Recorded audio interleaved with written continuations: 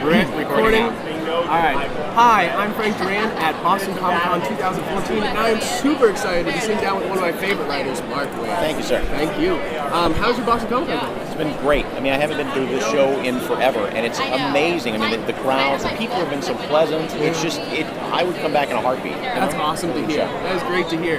Now, we are big fans of your Daredevil. Thank you. Like huge. I just got into it, but he's been reading it for an ever and ever. What was did you want to take that more fun approach to bringing them to San Francisco? Like, was that the main objective? It was not, well, it wasn't the main objective, but it was, well, what happened really was that, Marvel had asked about a year ago, so, they're doing all their all-new stuff with their relaunches and stuff. Could we do that with Daredevil back then? And we said, well, we're kind of in the middle of a storyline. Is it okay if we put that off for a while? And they were good about it. And then when we got to the end of that storyline, they would get close to there, they were like, we'd really like to do a relaunch. Okay, well, then let's come up with a story reason why it makes sense. So this move to San Francisco seemed like a really good, clean break to make it sort of a whole different book. And it's so far so good. People have responded really well to it. Yeah, it was really great. Now, what does San Francisco bring out in Daredevil that's different than New York? Well, the thing is, he knows New York. He knows New York like the back of his. He knows New York like most sighted people don't know New York.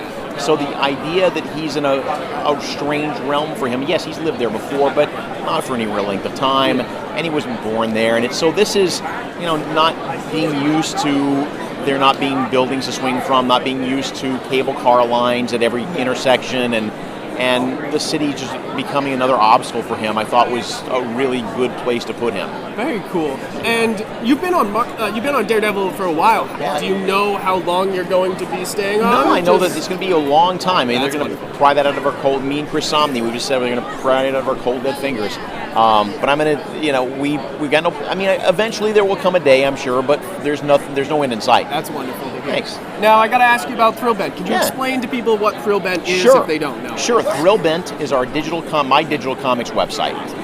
We put out it's a lot of my creator-owned comics, a lot of other people's creator-owned comics. It's a vast library of stuff we've had up for about 2.5 years, and we've got hundreds of comics online now.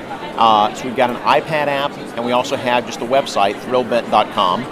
And for $3.99 a month, which is the price of one print comic, you can deep dive through all my series like Empire and Insufferable and all this other stuff that I've been doing over the years, and all new installments go up every week. That's awesome. So it's like Marvel Unlimited, but only you and my friends, me and my friends, exactly. So there's new material up every week. There's sometimes more than one thing, and like I said, I mean, for the price of one print comic, you're getting way more than the value of one print comic. So we're really proud of it. I didn't know it was that cheap. That's awesome. $3.99 a month. Yeah, I'm totally gonna there you go go. Exactly. when I get home. Cool.